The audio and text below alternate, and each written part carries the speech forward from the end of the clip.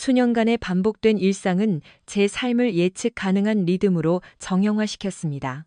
안정적인 직장, 활동적인 생활 방식, 서로에 대한 존중 위에 세워졌다고 믿었던 결혼 생활까지 말이죠. 하지만 아내의 좌절감이 날카로운 말들과 차가운 침묵으로 드러나면서 균열이 생기기 시작했습니다. 한때 나의 가장 든든한 아군이었던 사람은 이제 나를 낯선 사람, 혹은 그보다 못한 원수처럼 대하는 듯 했습니다.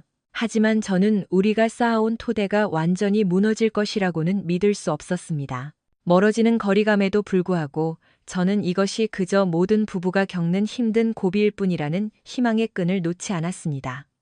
그러던 어느 날, 저는 우려스러운 단서들을 우연히 발견했습니다. 그녀의 일상에서 나타나는 미묘한 변화들, 그리고 점점 더 비밀스러워지는 행동들을 보며 이것이 일시적인 고비보다 훨씬 더 깊은 문제임을 깨달았습니다. 퇴근 후 그녀를 미행하기로 결심한 그날은 제 환상이 산산조각 난 날이었고, 제가 마주할 것이라고는 상상조차 못했던 현실로 저를 밀어넣었습니다. 몸을 뒤척이려 하자 가슴 깊은 곳에서 본능적인 신음이 터져 나왔습니다. 의식은 갓 돌아왔지만 몸은 마비된 듯 했고, 빨리 움직여야 한다는 혼란스러운 마음의 공포 신호를 무시하고 있었습니다. 통증이 온몸에서 들불처럼 일어났습니다. 그 강렬한 고통에 정신이 아득해졌습니다. 먼지 자욱한 바닥에 대자로 뻗어 있는 동안 거친 숨을 내뱉을 때마다 흙먼지가 일어나 목구멍을 핥히고 코 속으로 밀려 들어왔습니다. 온몸이 쑤시고 갈비뼈는 욱신거렸으며 머리는 망치로 두드리는 것 같았고 팔다리는 납덩이를 매단 듯 무거웠습니다. 아주 작은 움직임조차 만신창이가 된 전신의 날카로운 통증을 퍼뜨렸습니다. 언젠가 인간의 몸은 여러 곳의 통증을 동시에 느낄 수 없다는 기사를 읽은 적이 있는데 그 기사를 쓴 놈은 천치라는 걸 제가 증명해 줄 수 있습니다. 신음소리와 함께 어둠을 뚫고 한 목소리가 들려왔습니다. 이봐 멍청아. 정신이 좀 들어? 2라운드 준비됐냐? 비열한 웃음소리가 뒤따랐습니다. 진심 어린 즐거움이라곤 전혀 느껴지지 않는 차갑고 경멸 어린 조롱이었습니다. 저는 가만히 누워 생각을 정리하려 애썼습니다. 가장 먼저 떠오른 것은 제 이름 강민호였습니다. 저는 거의 속삭이듯 중얼거렸습니다. 그래, 그게 내 이름이지. 난 33살이고 회계사야. 키는 183cm, 몸무게는 90kg 정도지. 일주일에 3번 헬스를 하고 2번은 5km를 뛰어. 가끔 기분 전환으로 산악자전거를 타기도 하지. 난 박지수와 결혼했어. 그녀는 30살이고 우린 결혼한 지 5년 됐지. 아이는 없어. 내가 원치 않아서가 아니라 지수가 원해서야. 그녀는 가정을 꾸리기 전에 자유를 더 누리고 싶어 했지. 왜 내가 땅바닥에서 흙먼지를 마시며 누워있는지 기억이 났습니다. 우리 가정도 지난 6, 8주 동안 산산조각이 나 있었습니다. 단순히 침실에서의 소원한 문제가 아니었습니다. 모든 것이 문제였습니다. 내가 하는 일, 혹은 하지 않는 모든 일에 대한 비아냥. 사소한 일에도 폭발하는 분노. 내 남성성, 피부색, 헤어스타일, 우리 가족, 모든 것에 대한 모욕. 지수는 식사 후 뒷정리를 멈췄고 심지어 요리조차 거부했습니다. 예전엔 음식이 식기 전에 항상 함께 준비하던 일이었는데 말이죠. 그래요. 우리가 처음 만났을 때 어떻게 연애를 시작했는지 기억납니다. 하지만 지금은 그 기억을 떠올리고 싶지 않습니다. 그런 추억의 시간을 낭비하고 싶지 않았습니다. 결혼 생활 내내 이어진 학대와 방치에 마침내 진절머리가 났으니까요. 저는 하루 휴가를 내고 지수가 동네 마트에서 일하는 동안 그녀를 미행했습니다. 퇴근 후 상황은 흥미로운 방향으로 흘러갔습니다. 고대 중국의 저주 중에 흥미로운 시대를 살아가길 빈다는 말이 있죠. 오늘 밤이 바로 그날이었습니다. 따뜻한 9월의 낮이 가고 역시나 포근한 9월의 밤이 찾아왔습니다. 제가 땅바닥에 누워 벌어진 일을 되짚어보는 동안 기온은 여전히 영상 15도 이상이었을 겁니다. 지수는 퇴근 후 근처 편의점으로 차를 몰았습니다. 저는 그녀가 트렁크에서 작은 가방을 꺼내는 것을 지켜봤습니다. 참고로 그녀가 모는 차는 제가 선물한 좋은 차였습니다. 그녀의 적은 월급으로는 옷값과 화장품 값을 대기해도 벅찼으니까요. 저는 모든 공과금을 내는 것을 마다하지 않았습니다. 적어도 지금까지는요. 그녀를 사랑했고 그녀가 최고를 누리길 바랐습니다. 그녀가 편의점에서 나왔을 때 저는 한 번도 본 적 없는 초미니 스커트 차림이었습니다. 속옷을 입지 않았다면 은밀한 곳의 털까지 다 보일 정도로 짧았습니다. 얇은 셔츠 안에는 브래지어도 하지 않았죠. 그녀는 차를 향해 걸어가며 엉덩이를 흔들었고 도시 외곽의 허름한 술집으로 향했습니다. 저는 그녀를 따라 교회의 술집들로 향했습니다.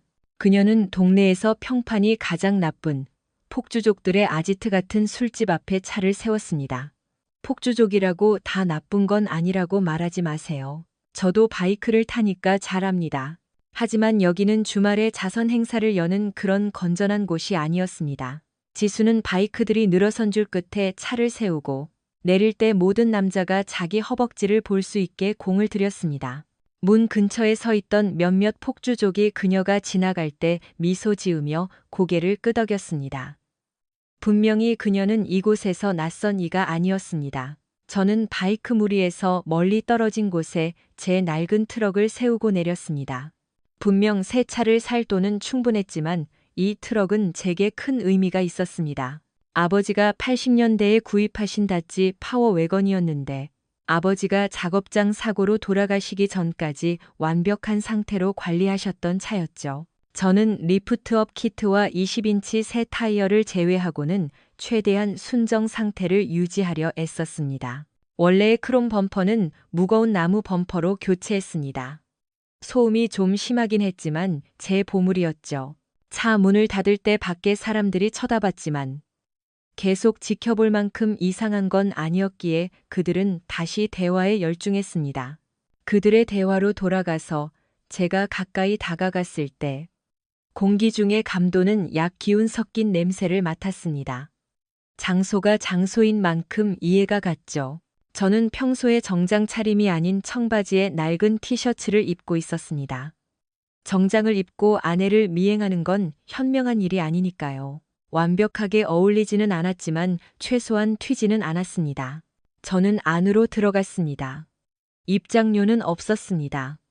저는 바에 앉아 수제 맥주 같은 것 말고 그냥 있는 맥주 한 잔을 주문했습니다. 맥주를 한 모금 들이켜며 바 뒤쪽의 거울을 슬쩍 보았고 그곳에서 지수를 쉽게 찾을 수 있었습니다.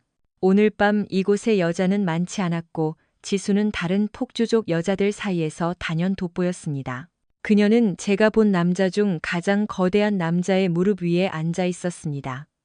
남자는 앉아 있는데도 그녀보다 머리 하나는 더 컸습니다. 키는 190cm가 넘고 몸무게는 적어도 110kg은 되어 보였습니다. 술배가 아니라 운동으로 다져진 탄탄한 근육질 몸이었죠. 저는 맥주를 다 마시고 조용히 떠나려 했습니다. 그런데 지수가 거구의 남자와 키스를 멈추고 주위를 둘러보았습니다. 자신이 이 강력한 남자를 독차지했다는 걸 다른 여자들에게 과시하려는 듯 말이죠. 그러다 그녀의 시선이 제 뒤통수에 꽂혔습니다. 속으로 젠장을 외치고 있는데 그녀가 시선을 돌렸다가 다시 저를 쳐다봤습니다. 빌어먹을 나를 알아봤군. 저는 중얼거렸습니다. 저는 의자에 기름이라도 묻은 듯 벌떡 일어나 필사적으로 탈출하려 했습니다. 뒤에서 지수의 목소리가 들렸습니다. 내 남편이야, 민호라고. 쟤 잡아.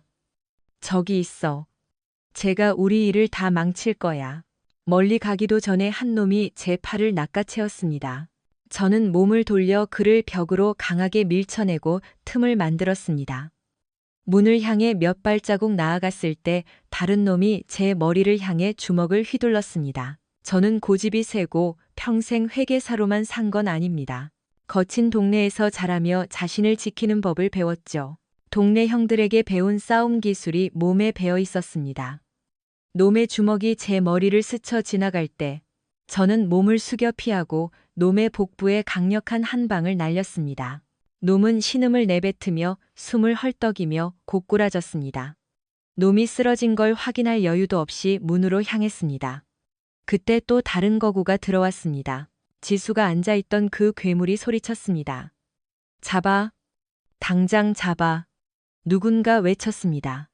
그놈이 제 길을 막아섰습니다. 고등학교 때 미식축구 코치님은 항상 상대의 빈틈을 파고들어 저지하라고 가르치셨죠. 저는 어깨를 낮추고 놈의 사이 공간을 겨냥했습니다. 술집 밖으로 밀려나가는 찰나. 저는 놈의 가슴을 주먹으로 치며 뒤로 밀어냈지만 완전히 따돌리지는 못했습니다. 놈이 제 몸을 감싸 안더니 문 밖으로 나가자마자 제 왼쪽 어깨 너머로 저를 맺혀버렸습니다.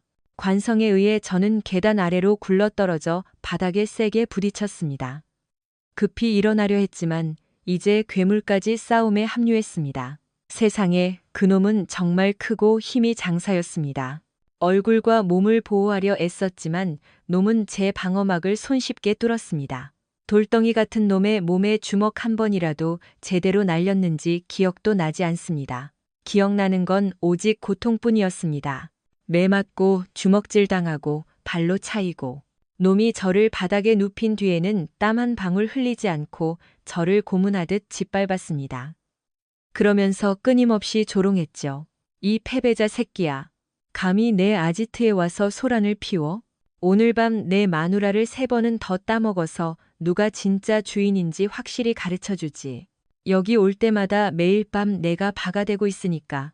넌 집에 가면 내가 먹다 남은 찌꺼기나 핥으라고. 모욕적인 언사는 제가 거의 의식을 잃을 때까지 계속되었습니다. 만신창이가 되어 꿈틀거리는 저를 보며 지수가 낄낄거리는 소리가 들렸습니다. 괴물은 다른 놈들에게 감시를 맡겼습니다. 잘 보고 있어. 저 새끼 일어나면 바로 알려줘. 끝장내기 전에 저 쓰레기 같은 놈한테 한 번 더 손맛 좀 보여주게. 정신이 들었을 때 저는 더 이상 맞지 않고 도망칠 계획을 세워야 했습니다. 다음에 무슨 일이 벌어질지 알 수 없었고 알고 싶지도 않았습니다. 한쪽 눈이 떠지지 않았습니다. 부은 건 아니었기에 피가 굳어 시야를 가린 것이라 짐작했습니다. 저는 넘어질 때 몸 밑에 깔렸던 오른손을 조심스럽게 움직여 눈가로 가져갔습니다. 의식을 잃은 지 꽤 된 모양인지 피가 딱딱하게 굳어 있었습니다. 겨우 눈꺼풀을 떼어내자 시야가 조금 확보되었습니다. 왼쪽 눈은 다행히 괜찮아 보였습니다. 감시하는 놈들이 어디 있는지 모르겠지만 어둠 속에 몸을 숨길 수 있기를 바랐습니다. 저는 제 트럭을 향해 아주 천천히 기어가기 시작했습니다. 조금씩 최대한 소리 죽여 움직였고 아무도 눈치채지 못했는지 확인하며 멈췄다가 다시 움직였습니다. 그렇게 트럭 근처까지 다가갔습니다. 지수의 차 옆에 주워진 바이크들 뒤에 도착했을 때 조심스럽게 무릎을 꿇었습니다. 고통의 비명을 지르지 않으려 입술을 꽉 깨물었습니다. 숨을 쉴 때마다 가슴이 끊어질 듯 했습니다. 몸이 엉망진창이라 갈비뼈가 몇 대 나간 것 같았습니다. 숨을 한 번 들이마시는 것조차 죽을 만큼 아팠습니다. 찌르는 듯한 통증은 천천히 그리고 조심스럽게 움직여야 한다는 것을 상기시켜 주었습니다. 겨우 일어섰을 때 주변을 살폈습니다.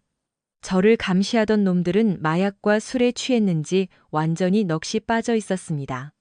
건물 옆에 주저앉아 주변에서 무슨 일이 일어나는지 전혀 신경 쓰지 않는 눈치였습니다. 테러리스트라도 저놈들보다는 눈치가 빠를 겁니다. 저는 뒤를 돌아 트럭 주변을 확인했습니다. 근처엔 아무도 없었습니다. 몸을 굽히고 살금살금 다가갔습니다. 트럭 앞에 도착해 문잠금을 풀고 열었습니다. 이때 경보음이 울리고 실내등이 어두운 주차장을 등대처럼 밝힐 것입니다. 트럭을 너무 높게 튜닝한 것을 후회하며 필사적으로 기어 올라갔습니다. 들키기 전에 안전한 곳으로 들어가야 한다는 공포만이 저를 움직이게 했습니다. 간신히 안으로 들어가 시트에 몸을 던지고 열쇠를 꽂은 뒤 문을 닫았습니다. 실내등이 꺼졌습니다. 마음을 진정시키려 심호흡을 몇 번 하고 다음 수를 생각했습니다. 엔진을 켜면 정적이 깨지고 놈들이 달려올 텐데 어떻게 탈출해야 할까? 밖을 내다보는데 제 얼굴에 서서히 미소가 번졌습니다. 젠장 이빨과 입술이 너무 아파서 미소는 금방 사라졌습니다. 바로 제 앞 30m 지점에 지수의 차와 일렬로 늘어선 바이크들이 보였습니다. 내가 할 수 있을까? 차 밖으로 기어나가서 사륜 구동으로 전환할 기운은 없었기에 이륜 구동 상태로 해내야 했습니다. 이 낡은 트럭은 요즘 차들처럼 자동 전환 시스템이 없었으니까요. 드디어 때가 왔습니다. 엔진을 걸자 단번에 시동이 걸렸습니다. 기어를 저단으로 넣고 가속 페달을 끝까지 밟았습니다. 문 옆에서 멍하니 있던 감식꾼들이 고개를 들었을 때 제 트럭은 이미 지수의 차와 바이크 무리를 향해 돌진하고 있었습니다. 트럭 앞에 거대한 나무 범퍼가 지수 차의 옆구리를 들이받았습니다. 차가 너무 가벼워서 공중으로 붕 뜨는 게 느껴졌습니다. 제 손으로 차를 들어 올리는 기분이었습니다.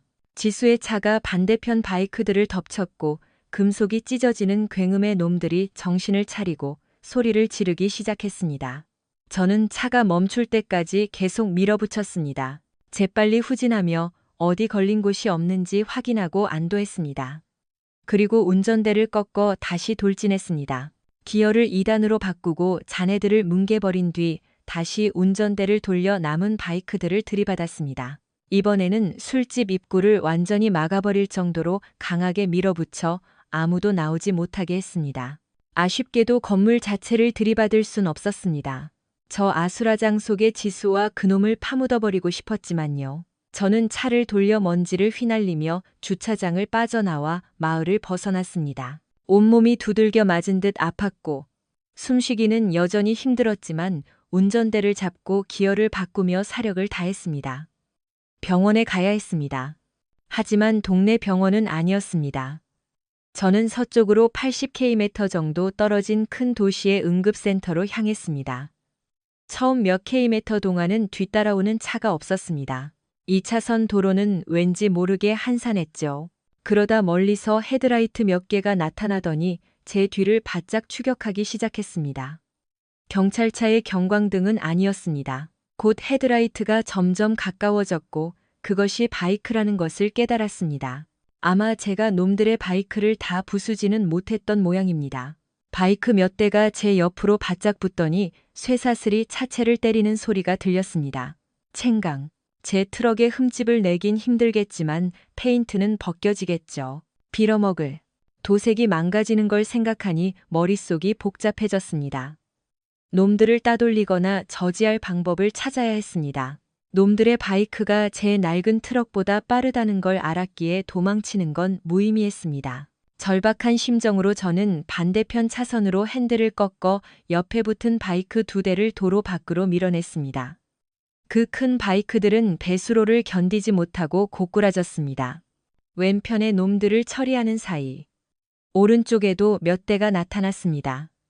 다시 한번 급하게 핸들을 꺾어 놈들을 도로 오른쪽 평지로 밀어버렸습니다. 한 놈이 바이크에서 튕겨나가 공중제비를 도는 게 보였습니다. 인과응보였죠.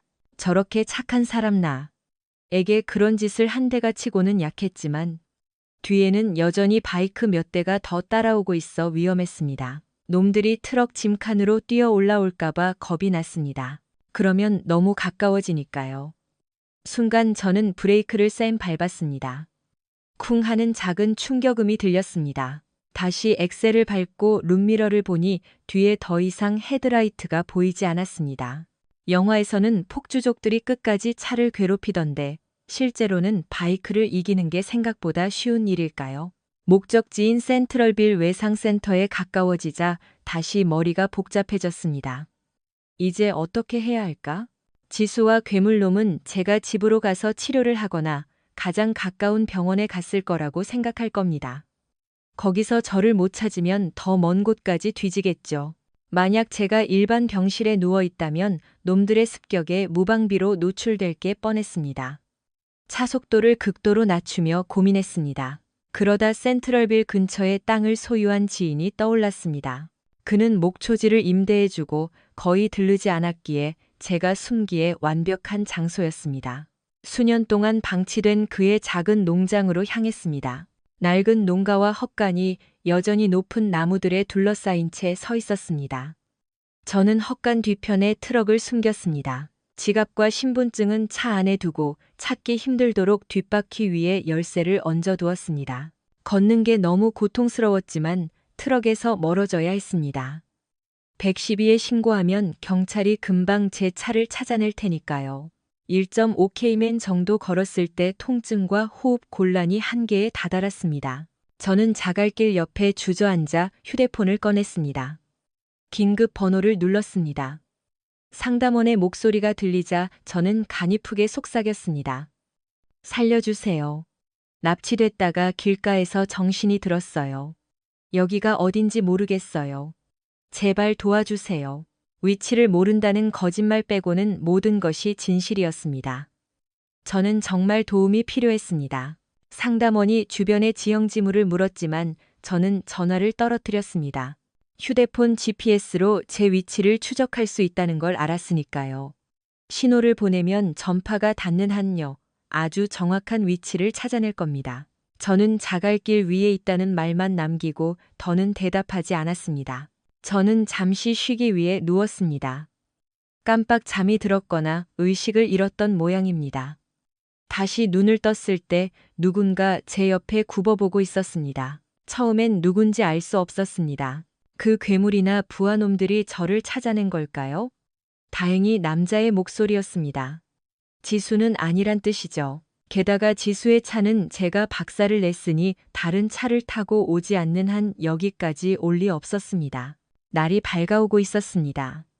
곧 새벽이 올 텐데 오늘이 며칠일까? 하루 넘게 여기 누워 있었던 건가? 남자가 다급하게 말을 걸어왔습니다. 저는 머릿속으로 가상의 이름을 지어냈습니다.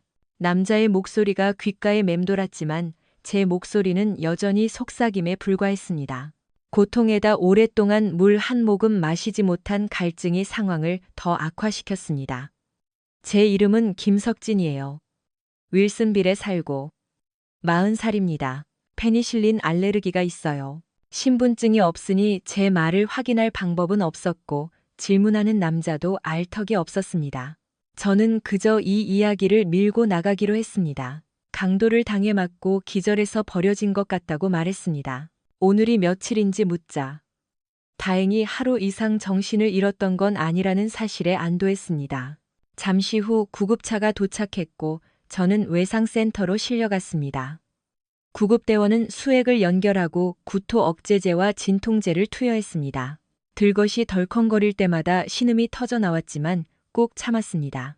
몇 분 뒤 병원에 도착했습니다. 친절한 간호사가 얼굴에 묻은 핏자국을 정성껏 닦아주었고 의사는 제 상처를 보며 혀를 내둘렀습니다. 저는 납치되어 시골길에 버려졌다는 이야기를 되풀이했습니다. 지갑을 잃어버려 신분증이 없다고 했죠. 어머니의 생신과 제 생일을 조합해 가짜 생년월일을 알려주었습니다. 형의 출생 연도를 대며 40살이 아닌 36살이라고 거짓말했는데 몇 번이나 기절했으니 그 정도 혼동은 대수롭지 않게 여길 거라 생각했습니다. 곧 경찰관 한 명이 들어와 조사를 시작했습니다. 저는 납치가 일어났다고 주장하는 근처 마을 이름을 댔습니다. 센트럴빌 주변엔 작은 마을이 많아 지어내기 쉬웠지만 집 주소를 물었을 때는 또 다른 거짓말을 해야 했습니다. 거짓말이 쌓이면 일관성을 유지하기 힘들다는 걸 알기에 조심스러웠습니다. 저는 또한 경찰에게 이혼하고 가족이 없다고 말했습니다. 그래야 뒤탈이 적을 테니까요. 그런데 경찰관이 묘한 질문을 던졌습니다. 혹시 오토바이 타십니까? 그건 대답하기 쉬웠고 사실대로 말해도 문제될 게 없었습니다. 예전엔 탔지만 팔아치운 지 오래됐습니다. 근데 왜 물으시죠? 제가 궁금한 척 묻자 경찰관이 설명했습니다. 약 30km 떨어진 곳에서 큰 사고, 아니 연쇄 사고가 발생해서 조사 중입니다. 오토바이 2대가 충돌해 운전자가 사망했고 다른 6명도 중경상을 입었습니다. 생존자 중 누구도 무슨 일이 있었는지 말을 안 합니다. 상황이 앞뒤가 안 맞아서 형사를 투입했어요. 그 사람들은 베테랑 라이더들인데 이런 사고가 났다는 게 도무지 이해가 안 가거든요. 라이벌 조직과의 충돌이 원인이 아닐까 추측 중입니다. 저는 최대한 모르는 척 고개를 저었습니다. 폭주족 근처엔 가본 적도 없습니다. 제 주변엔 바이크 타는 사람도 없고요. 경찰관이 몸을 내밀며 저를 살폈습니다. 혹시 당신을 해치려는 사람이 있습니까? 아니요, 전혀요. 전 혼자 살고 건설 현장에서 일하는 평범한 사람입니다. 노조 활동도 안 해서 원한 살 일도 없고요. 저는 알코올 중독 치료를 받는 중이라 술도 거의 안 마시고 전처와도 깨끗이 갈라섰다고 덧붙였습니다. 경찰관이 나가고 간호사가 돌아왔습니다. 의사 선생님이 신장 상태가 걱정된다며 오늘 밤은 입원하라고 하십니다. 소변에 피가 섞여 나오고 갈비뼈 골절도 있어 회복 기간이 필요했습니다. 통증 때문에 숨 쉬는 것도 힘들 테니 진통제 처방만 해줄 수 있다고 했습니다. 간호사가 나가자마자 저는 휴대폰을 꺼내 형 도현에게 전화를 걸었습니다. 이른 시간이지만 도움이 절실했습니다. 형은 아무것도 묻지 않고 전화를 받았습니다. 벌어진 일과 제 위치, 그리고 병원에서 쓰는 가짜 이름까지 알려주었습니다. 지금 당장 필요한 게 뭐야? 형은 언제나 제 편이었습니다. 지수가 나중에 문제를 일으킬 순 있겠지만 지금 당장은 해결해야 할 일이 있었습니다. 집에서 내 짐을 다 빼야겠어. 아무것도 묻지 않고 신속하게 움직여줄 이삿짐 사람들을 수소문해줘. 지수가 방해하지 못하게 형이 좀 도와주고. 가능하겠어? 형은 망설임 없이 수락했습니다. 거친 동네에서 자란 형은 그런 일에 능숙한 인맥이 많았습니다. 저는 집에서 가져와야 할 목록을 문자로 보냈습니다. 필요하다면 문을 부수고 들어가도 상관없다고 했습니다. 다음으로 동네 친구이자 부동산 중개인인 상훈이에게 전화했습니다. 도움이 좀 필요해. 무슨 일이야, 민호야? 목소리가 왜 그래? 상훈이의 침착한 목소리가 들렸습니다. 지수가 어떤 폭주족 놈이랑 바람이 났어. 이름은 모르지만 교회 마리오 바에 드나드는 놈이야. 그놈은 나중에 처리하고 일단 집부터 빨리 팔아야겠어. 지수가 그놈을 우리 집으로 끌어들이는 꼴은 못 봐. 저는 숨을 고르며 말을 이었습니다. 그 집 결혼 직후에 내 명의로만 샀던 거 알지? 지수 신용이 나빠서 공동 명의로 못했거든. 언젠가 지수 이름을 넣어주려 했지만 미루길 잘했어. 지수가 절반을 주장하겠지만 법정 가기 전까지 최대한 그녀를 괴롭혀줄 생각이야. 알았어, 민호야. 상황 파악 끝났어. 상훈이가 진지하게 답했습니다. 그런데 내가 집 상태 보러 갔을 때 지수가 집에 있으면 어떡하지? 지금 지수는 법적으로 임차인일 뿐이야. 소유권에 대해선 아무 권한도 없어. 상훈이는 잠시 침묵하더니 물었습니다. 그래, 그럼 지수가 있으면 어떻게 대응할까? 제가 잠시 생각한 뒤 말했습니다. 네가 내 건물 관리인인 것처럼 행동해줘. 지수한테 임대차 계약서를 내밀고 집을 팔아야 하니 집 상태를 깨끗이 유지하라고 해. 계약서에 사인 안 하면 당장 쫓겨날 줄 알라고 엄포를 놓으라고. 상훈이는 씁쓸하게 웃으며 말했습니다. 변호사를 선임하기 전까진 지수가 반항할 머리도 없을 거야.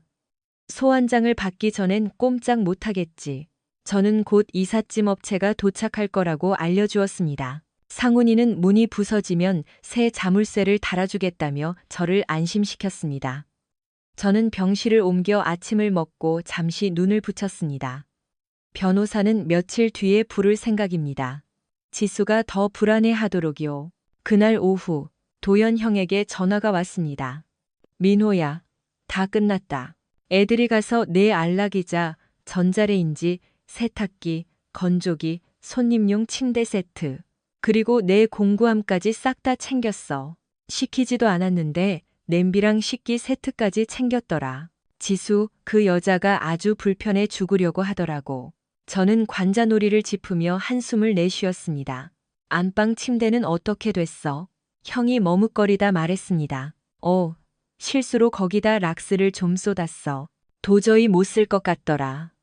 며칠 동안은 냄새 때문에 방에 들어가지도 못할 거야. 저는 아픈 와중에도 웃음이 터졌습니다. 지수는 집에 있었어? 아니, 없었어. 아마 그놈이랑 어디 있었겠지. 우리 애들은 지수가 나타나서 한바탕 소동이라도 나길 바라는 눈치였는데 말이야. 형의 말에 저는 담담하게 고개를 끄덕였습니다. 형은 퇴원할 때 데리러 오겠다며 전화를 끊었습니다. 자, 이제 제가 돈 문제를 어떻게 처리했는지 궁금하시겠죠? 지수가 계좌에서 돈을 다 빼갔을까요? 말씀드렸듯이 저는 유능한 회계사입니다. 제 고객 중 일부는 소위 어둠의 경로로 수입을 올리는 사람들이었고, 저는 그 돈을 국세청 눈에 띄지 않게 세탁해주는 일을 했습니다. 저는 지수에게 오직 생활비 계좌와 공동 계좌에만 접근 권한을 주었습니다. 저축이나 투자 계좌는 제 단독 명의였죠. 나중에 법원에서 나누라고 판결하면 줘야겠지만 그때까진 지수에게 한 푼도 줄 생각이 없었습니다. 지수는 이제 마트 월급으로만 버텨야 합니다. 그 거구의 연인이 돈을 대주지 않는 한 말이죠. 공동 계좌를 확인해 보니 그녀는 이미 남은 현금을 싹 긁어갔더군요. 하지만 제 월급이 들어오는 개인 계좌는 다른 은행에 있었기에 안전했습니다. 오후 6시쯤 상훈이에게 연락이 왔습니다. 민호야, 내 아내 오늘 오후에 집에 와서 아주 난리가 났어. 상훈이가 상황을 전했습니다. 현관문은 열려 있고 가구는 사라졌으니 눈이 뒤집혔지. 처음엔 좀 예의를 차리는 것 같더니 내가 자물쇠를 바꾸기 시작하니까 폭발하더라고. 상훈이는 지수가 열쇠를 건네받지 못해 길길이 뛰었다고 했습니다. 참 현관문 새로 하나 사야겠더라. 너무 부서져서 재구시를 못해. 상훈이의 농담에 진통제 기운 덕분인지 저는 판판 웃었습니다. 지수가 이제 세입자로서 월세를 내야 한다는 말엔 뭐래? 제가 묻자 상훈이는 헛웃음을 쳤습니다. 월세는커녕 집 내놓는다는 소리에 거품을 물었어. 당장 나가라고 소리를 지르더라고. 상훈이는 자기가 건물 관리인이며 오직 집주인만이 자신을 해고할 수 있다고 맞받아쳤다고 합니다. 그리고 임대차 계약서를 내밀었죠. 지수는 당연히 거부하며 제 행방을 물었고 제가 전화를 차단했느냐며 따졌답니다. 저는 지수가 제 위치를 모르는 게 약이라고 생각했습니다. 상훈아, 계약 안 하면 쫓겨난다는 말 확실히 했어? 당연하지. 24시간 안에 사인 안 하면 퇴거 통보 날릴 거야. 사인 안 하고 버티면 30일 안에 나가야 해. 내 친구 중에 바람난 마누라 딱 질색하는 보안관 대리들이 있는데 걔들이 기꺼이 짐 드러내줄 거야. 상훈이의 든든한 지원을 받으며 저는 휴대폰을 확인했습니다. 수십 통의 부재중 전화와 메시지가 쌓여 있었지만 모두 무시하고 나중을 위해 보관해 두었습니다. 그날 밤은 진통제 덕분인지 아니면 지수를 연 먹였다는 통쾌함 덕분인지 아주 잘 잤습니다. 다음 날 아침 의사는 신장 수치가 좋아졌다며 퇴원을 허락했습니다. 다만 당분간 조깅은 금물이라더군요. 형도현이 데리러 왔을 때 저는 신원 보증을 위해 가짜 이름을 정정하고 퇴원 수속을 밟았습니다. 지갑이 없었기에 사무실에 연락해 보험 처리를 부탁했습니다. 형의 트럭을 타고 고향으로 돌아가며 생각했습니다. 이제 저는 집이 없으니 불황자나 다름없었죠. 마을에 들어서자마자 사무실에 들러 상사에게 사정을 설명했습니다. 며칠 무단결근에 화가 났던 상사는 제 몰골과 납치 이야기를 듣자 금세 태도가 바뀌었습니다. 지수가 저를 찾으러 회사에 왔었다는 말에 저는 코웃음을 쳤습니다. 그 여자 지옥에나 가라고 하세요. 제 반응에 상사는 당황한 듯 했지만 저는 상관없었습니다. 저는 사무실 근처에 바로 입주 가능한 아파트를 계약했습니다. 동네 경기가 안 좋아 월세 매물은 널려 있었죠. 1년 계약을 하고 보증금을 낸 뒤 공과금 명의를 제 이름으로 돌렸습니다. 그리고 통신사에 전화해 제 요금제에서 지수의 번호를 정지시켰습니다. 그녀도 이제 제 발로 서야 할 때니까요. 그 다음 가구 대여점에 들러 소파와 침대 세트를 고르고 주방 용품들도 새로 샀습니다. 형의 부하들이 챙겨온 짐들이 있었지만 지수가 돌려달라고 하면 줄 생각으로 새 것을 샀습니다. 이사가 끝나고 저는 새집 소파에 앉아 아내가 될 사람에게 전화를 걸었습니다. 놀랍게도 그녀는 단번에 전화를 받았습니다. 여보, 민호야? 누가 내 폰 훔쳐 간 줄 알았잖아. 대체 왜 그래? 그녀가 따지듯 물었습니다. 당신 어디야? 왜 집에 안 와? 미쳤어? 술집에서 당신이랑 그놈 봤어. 지난 몇 달간 당신이 내게 한 짓을 생각하면 마주칠 용기도 안 나더라. 새 남자 생겼으니 난 그냥 돈 대주는 기계일 뿐이었겠지. 떠나려는데 당신 남자친구가 나를 붙잡고 패더군. 당신은 옆에서 웃고만 있고 기어가다시피 도망쳐서 며칠간 병원 신세졌어. 갈비뼈랑 신장이 작살날 뻔했거든. 그런데 이제 와서 왜 집에 안 오냐고? 제 냉소적인 말투에 그녀는 당황한 듯 횡설수수했지만 저는 말을 잘랐습니다. 이 통화 녹음하고 있길 바랄게. 나 죽이고 재산 다 가로채려던 게 당신 계획이었어? 내 집, 돈, 퇴직금, 사망보험금까지 싹 다? 미안하지만 그 계획 망쳤네. 잠시 침묵이 흐르더니 그녀의 흐느낌이 들려왔습니다. 여보, 제발 집으로 와. 다 엉망이야. 집은 팔린다고 하고 짐은 다 없어졌어. 누가 도둑질에 간 것 같아. 저는 비웃었습니다. 아, 내 지인들이 내 짐 좀 챙겨갔어. 새 집 살림에 필요한 것들이라. 내일이면 정리 다 끝날 거야. 당신은 그 새 남자한테 도와달라고 해. 아주 든든해 보이던데. 지수는 거의 비명을 질렀습니다. 어떻게 이렇게 잔인해? 부동산 사람이 나보고 월세 내래. 우리 집인데 왜 내가 월세를 내야 해? 우리 집? 당신 정말 뻔뻔하구나. 아님 내가 바보인 줄 아나? 거울 좀 봐. 넌 나를 쓰레기 취급하며 그 양아치 놈이랑 놀아놨어. 내 돈으로 새 옷 빼입고 그 놈이랑 술 처마시러 갔잖아. 그게 처음도 아니었지? 온 동네가 당신이 누구 여자인지 다 알더라. 그런데 그놈이 나를 죽도록 패는데 옆에서 웃어? 내가 정신 차리고 소리라도 냈으면 그놈이 나를 확인 사살했을 거야. 안 그래? 저는 마지막 일침을 가했습니다. 내 엉덩이에나 뽀뽀해.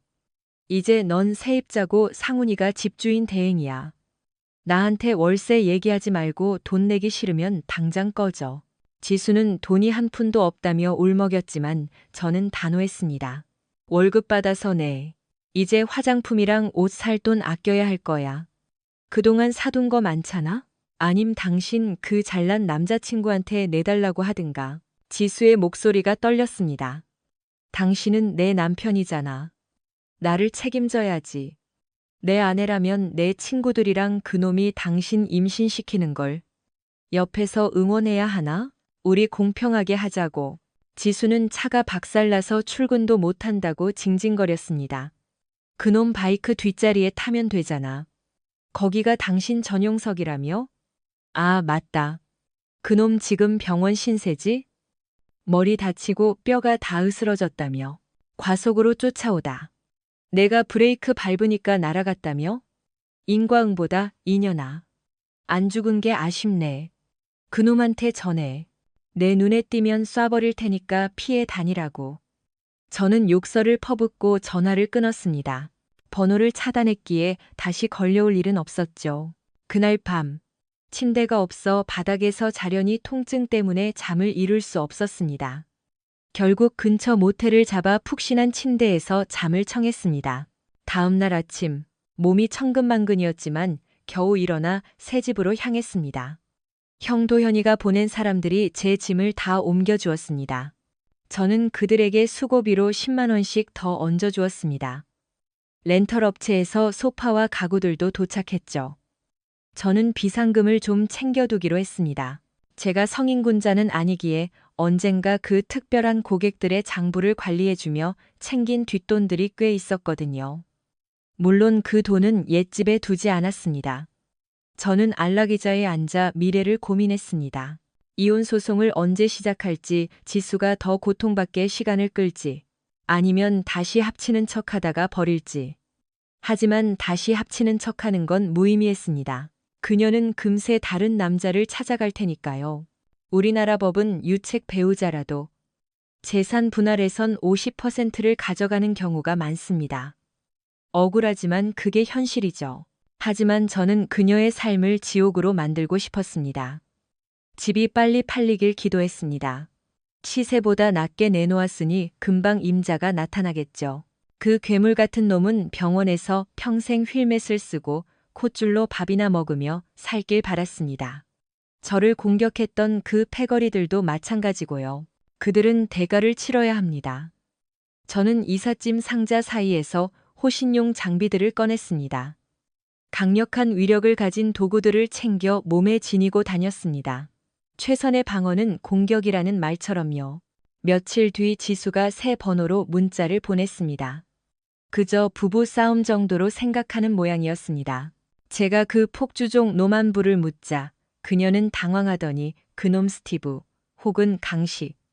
이 상태는 좋아지고 있지만 다신 걷거나 운전하지 못할 거라고 하더군요. 저는 속으로 쾌재를 불렀습니다. 지수는 언제 집에 오냐고 물었지만 저는 절대 안 간다고 답한 뒤 번호를 또 차단했습니다. 퇴근길에 웬 가죽 재킷을 입은 수염난 놈이 바이크를 타고 저를 미행하더군요.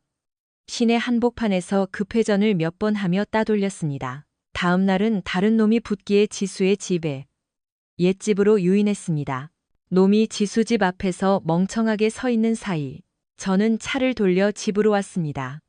제 몸에 멍은 가시고 있었지만 여전히 상태는 좋지 않았습니다.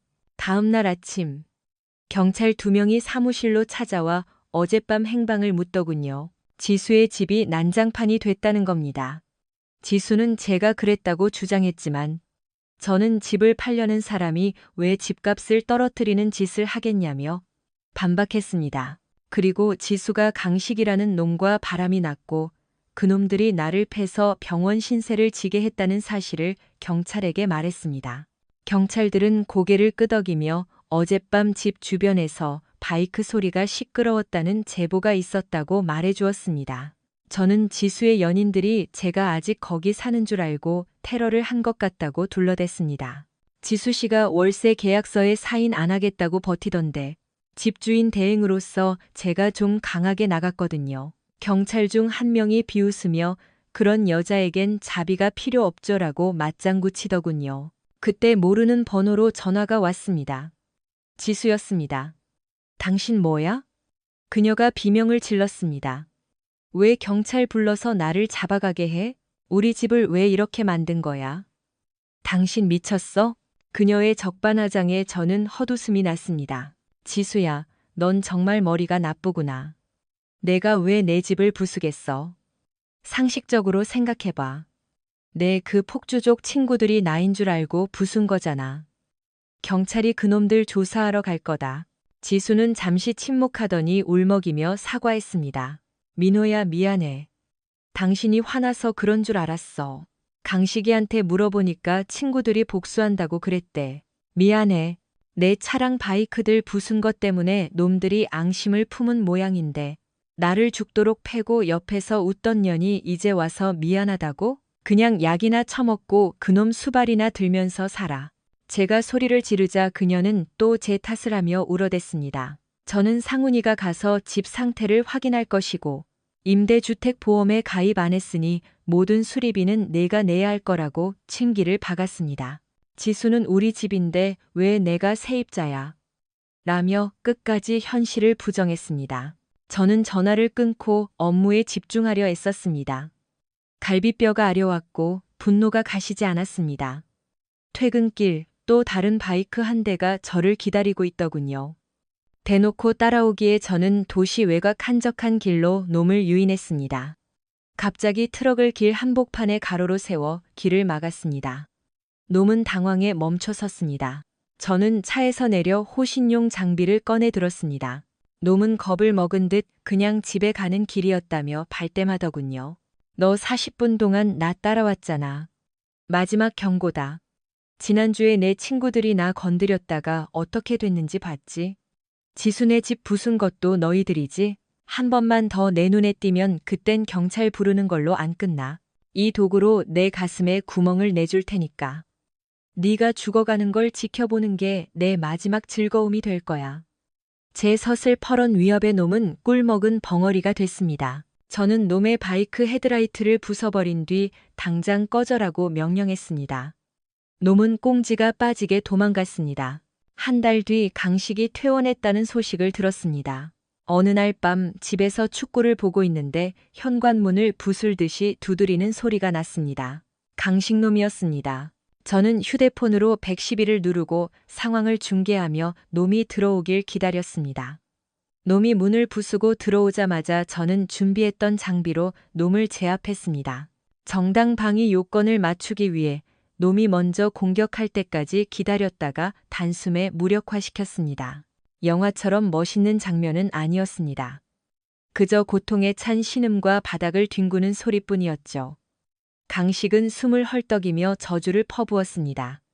이 새끼야. 지수는 이제 내 거야. 저는 놈의 눈을 똑바로 보며 말했습니다. 내가 분명히 경고했지. 나를 찾아오면 미친 개 잡듯 잡아주겠다고. 넌 교훈을 못 얻었구나. 저는 놈의 귀에 대고 속삭였습니다. 내 뒤엔 너 하나쯤 소리 소문 없이 없애줄 사람들이 많아. 넌 이제 끝이야. 강식은 곧 숨을 거두었고 경찰이 들이닥쳤습니다. 저는 손을 머리 뒤로 올리고 순순히 체포되었습니다. 정당방위를 주장하며 변호사를 불렀습니다. 경찰은 제 몸의 상처와 지수가 보낸 협박 문자들을 증거로 확보했습니다. 검찰 조사를 받았지만 저는 당당했습니다. 다음날 보석으로 풀려났고 여론은 제 편이었습니다.